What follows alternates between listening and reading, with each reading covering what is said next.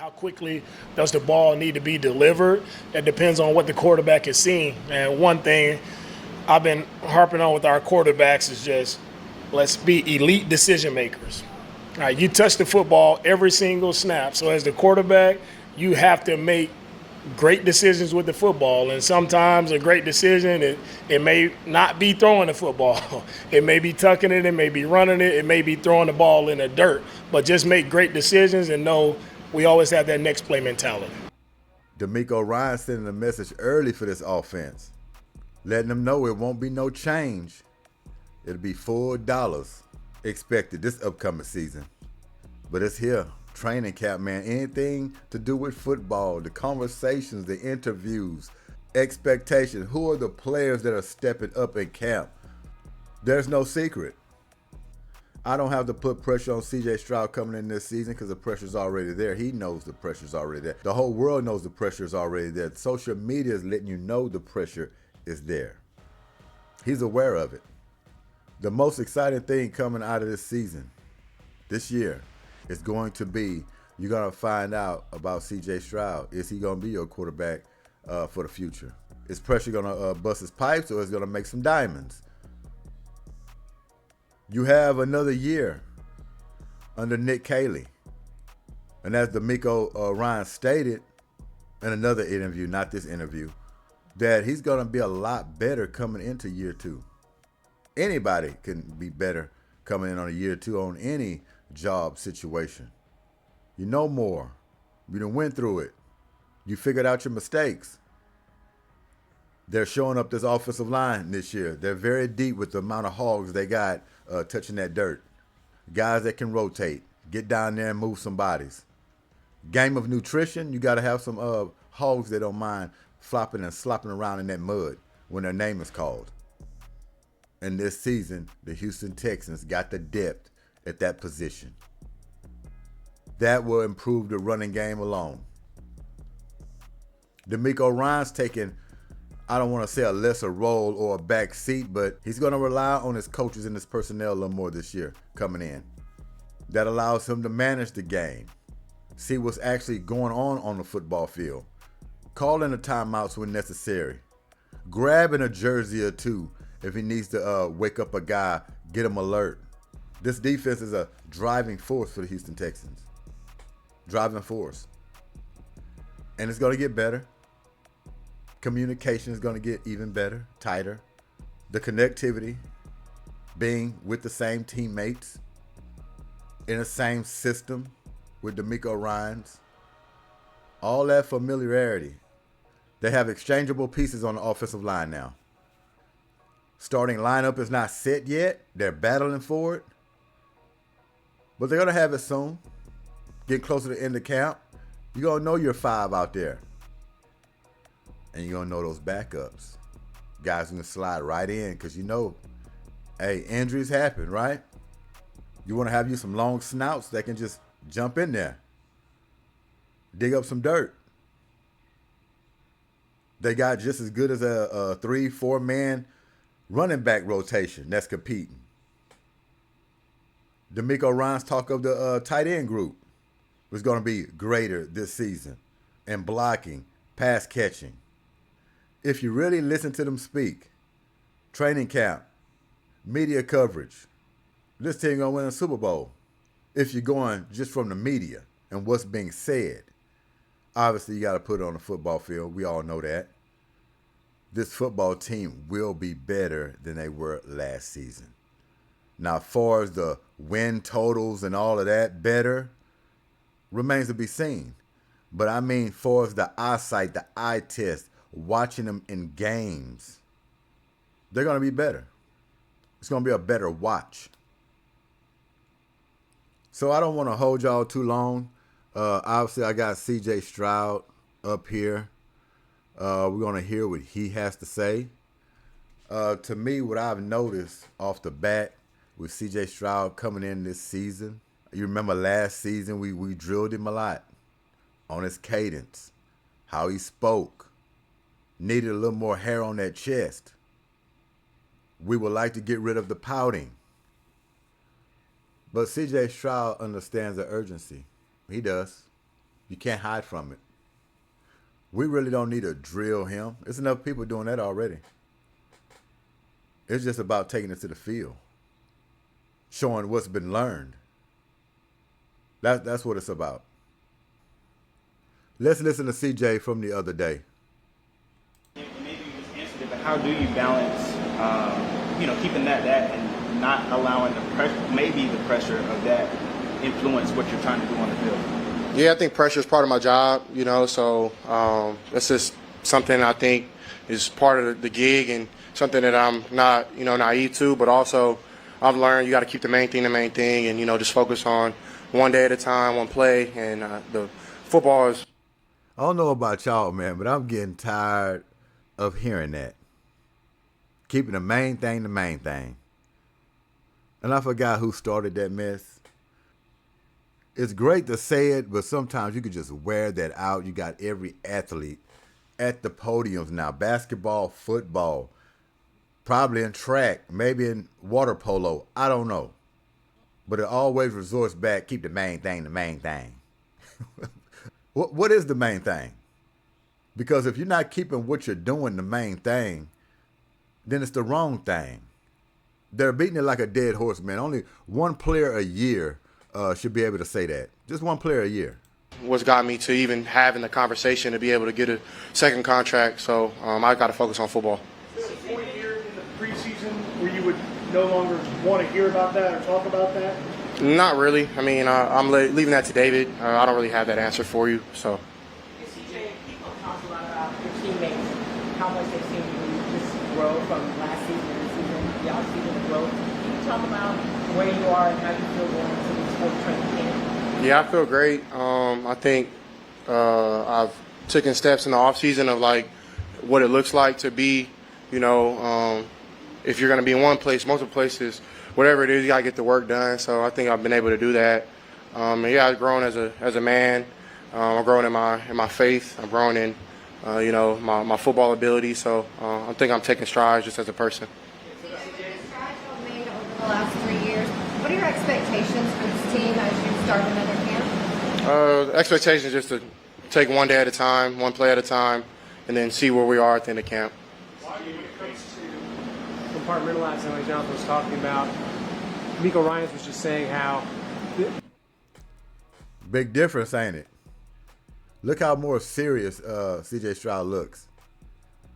More direct. It's like playtime is over, ain't it? Yeah, he knows what's at stake. He knows what's expected of him coming in this season. Sometimes all it takes is a little bit of growth, a little bit of adversity. People calling your names and social media being so cruel, so cruel, so cruel, so cruel. He going through it, but it's gonna make him a better man. I'm looking at them eyes right now. Look at his eyes right now. That man is focused. Focused. He like talking to y'all ain't making me better. I'm ready to get back at it. What you holding me up for? I got the whole city of H-Town depending on me. And if I don't come through, they're looking to run me out of town. But if he gets rid of that pouting, the slouching, the confused look, as we've seen a lot last season, we got his back. He go out there and give it his all. We're not looking for mistake-free football. We're not looking for that. He will throw interceptions. There will be a few bad decisions he will make. But if he keeps getting up and fighting to go out there and win a game, we got him. We got him. We're going to transition to another guy that you don't have no doubt about the energy of what you're looking for. A guy that you do not hold back or think twice about a contract extension or opening up the bag. A guy that is a jolt of lightning. A man that holds thunder in the palm of his hand. When this man speaks, it seems like he's rallying the troops. He brings back all your football stories and memories from the past just in one speech. I'm talking about the Lone Star truck driver and Will Anderson Jr. You already talked about the contract doesn't change something for you, but just in terms of football itself, how do you try to get better? Yeah, most definitely. I think OTAs is a very important part of the process. You talk about coming back in after a season. I think Coach Rod and I think D'Amico, his process is of helping his players get better. It's taking them through a pro grow. And so sitting down with Coach Rod, going through my pro grow, finishing at the top of the rush, bending, taking the ball, like that's something that, during this offseason I really worked on, bending more, bringing that trail arm, not letting it get stuck and finishing on the quarterback. So just as far as like continuing to grow my game, those are the areas where, I've been practicing that and, helping it show up. Well, ever since the World Cup, a lot of players have pushed for grass in their stadiums. Do you have a preference? Do you ever bring that to anybody's attention of what you would like? Oh, yes, most definitely. Oh, most definitely it is. I would most definitely say grass. Grass 100%. I think it's just the natural feel of grass, your feet not getting stuck in the ground like in turf. I mean, I had 2 high ankle sprains up in MetLife because of the turf, and I think grass is just a better option, honestly. Do you talk to anybody here about that? I mean, not really. I mean, at the end of the day, it's up to them. They'll figure it out, but, just control what you can control. Go out there and play and do your job. Well, what goes into getting better when you're out on the field? How important is the weight room aspect? How important is the field room aspect for the preparation season? Oh, it's very important. I think, I've been talking about the process a lot. People only think the process is on the field, but in order to get to the destination that you want to get to on the field, it's off the field stuff. So it's watching film, taking care of your body. So those little things, those little small details that will make the process go. You can't get to the destination unless you're taking time and watching film, or you're taking care of your body, getting in the weight room, getting bigger, getting stronger, getting faster. Look how quick witty this man is. Quick and witty. Improving in areas like, for instance, like upper body was something that I really wanted to try to continue to grow in my game. And this offseason, that's something I really focus on is my upper body. So, like, those are the little things that's very important to the process of getting you out here on the field and being at your best. Well, do you guys begin this camp with Super Bowl expectations? And how can this camp lay the foundation for however high your expectations are for this team? Yeah, most definitely. Coach talked about putting a bull on the ring. That's something that we're striving for, something that's never been done in this city. They bring something special back to this city, and I think everybody's aware of that. I was just talking about telling the guys yesterday the seriousness of what we're trying to accomplish here, man. Like, be a part of it. Like, you're here for a reason. And I think the expectation is, like, nobody outside of this building is going to have a higher expectation than what we have in this building. But I think we did a really great job of laying the foundation of who we want to be as a team, what we want. Will Anderson Jr., look at this man. Look at them eyes. Man look like a wolf in the winter mountains. Look how focused he is. Looking to go get some prey. To accomplish as a team, and Swarm is our foundation. So, like I say all the time, it's like when everything goes wrong or we're not doing this, that, we have a foundation to lean back on. And I think that's why we've been able to be so successful, my 4 years of being here, because D'Amico has did a really good job of laying the foundation down. Last year, your parents talked about evolution for you. You even, took that word on yourself as far as evolution. Year 4 for Will Anderson will be what? Year 4, man,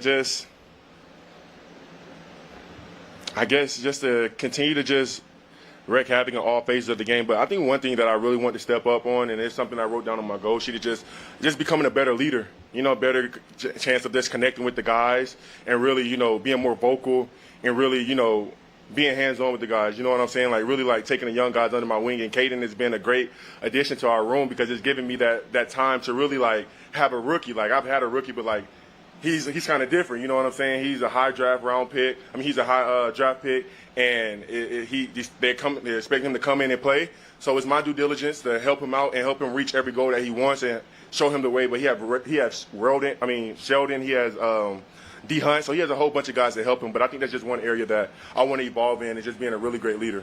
How's your role as a leader different than maybe it was last year? Often your defensive line, talk about that being your role. I think that's the thing. It's just like not just worrying about the defensive line, but the whole team in that aspect. Like, not just speaking up when it's time to speak up in the defensive line, but speaking up in team meetings, speaking up when we're out here on the field, speaking up when we're doing team periods, like, hey, let's take a pause. So just things like that. Hey, man, you got to love it, man. Hey, football ready.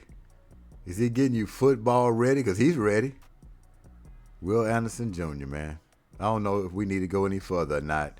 Kind of got the picture here of what he's expected to do this season. And taking on a bigger leadership role, which great players do. All great players at some point.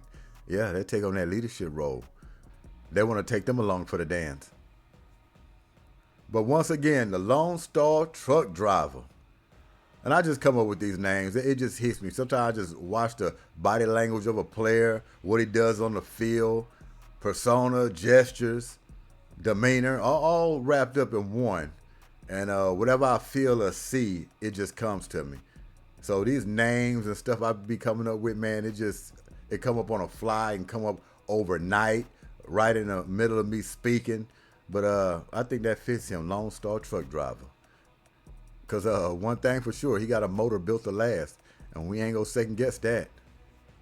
So this season, just like every season, matter of fact, expect big things from these Houston Texans. Expect big things. Their backs against the wall. It's pressure time. It was pressure time last season. It gets tighter every year you come in, because it's another year. Another year you get older. Gain more experience. Finding out about your quarterback. I can't wait because I want to see how he actually going to deal with this pressure. CJ Stroud. I want to know what type of quarterback we really have in Houston. We're going to find out this year. Duplication of last year is going to let you know, unfortunately, we're going to have to move on. We're going to have to go down another boulevard to get where we want to go. Unfortunately, if it comes to that. But if he comes out, he shows grit, resolve, fight. We'll all line up for him. Sure will. So you're going to find out what he's made of. You don't have to worry about that with Will Anderson Jr., the truck driver. You don't have to worry about that from him. We know that. And a whole lot of others on that defensive side of the football for the Texans, for that matter. GSQH, Goodymo Sports Quick Hits. Thanks for y'all time. And like I always say, time is something you can't get back, and you chose to spend it watching this video. It's football season. We're loving it. And we'll definitely be back. Oh, yeah, almost forgot. Sometimes I like to give y'all a little treat, a little bonus before I get out of here sometimes. I'll try to leave y'all with a little something. This is only for the Texans fans. If you're a true Texans fan and you really care about this team, and where they going and what the expectations are and how other people view them on the outside and all that other stuff, this would be a good treat for you. So like I say, take care, check out the piece, and I'll see y'all Freaky Friday. Peace. Nico Collins. Every DC I've talked to, he's a top 10 receiver. He's a true alpha. He's a true number one. He wins with physicality. They go to him with games on the line when the whole stadium knows the ball's going to him, and he makes plays. He does all the things that you want out of your number one guy. Staying on the field is a part that he needs to play as well. But you've seen this also, which I think you've really liked, and we've joked around about the work he's done with Dre and stuff like that, is this didn't happen when he got into the league. This is work, and this is stacked to where he's gotten to. Where do you see Nico Collins getting to in 2026? Well, he's kind of missing on average 2 games a year with some nagging injury, right? Last year I think it was a different outlier, as a concussion, so that set him back, and that's not something that has to do with him. No one wants to do that, but he's gonna have to beat bracket coverage this year. Mm-hmm. Right? Because of the emergence of all the other wide receivers on the squad, teams are going, hey, we can't just play one-on-one. We can't double this guy because Jaden Higgins, he is showing that it was a smart pick. He's massively growing and understanding what his role is.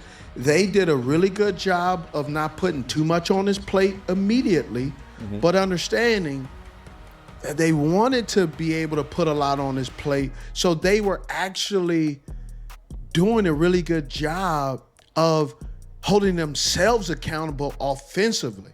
Now, they didn't do a really good job of holding themselves accountable of not putting CJ Stroud in bad situations, because they literally just said they were line up, put him in shotgun, and hey, you beat them. Didn't have checkdowns, didn't have adjustments, just didn't do a really good job, in my humble opinion, of setting CJ Stroud up to not be considered, right, the Achilles heel at times.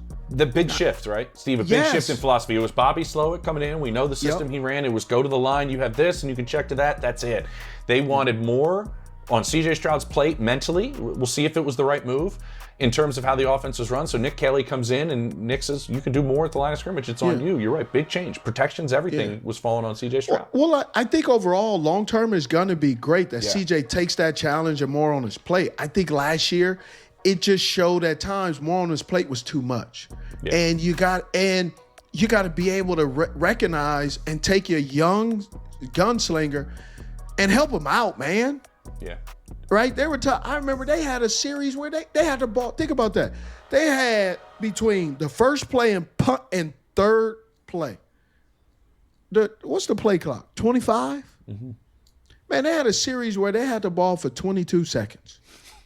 I remember that. Do you know what happened? They were playing Kansas City during that Yes. game. Yes, I remember that. And I was sitting at home, and I'm like, I got to send a text. I text Kurt Warner, and I go, why do so many offenses not have answers? And those three little bubbles came up immediately, and I was like, "Oh, Kurt's going to be on one." And those bubbles were going for a while, and he wrote a lag. It's like because there were times he had no answers. His response was longer than their damn possession.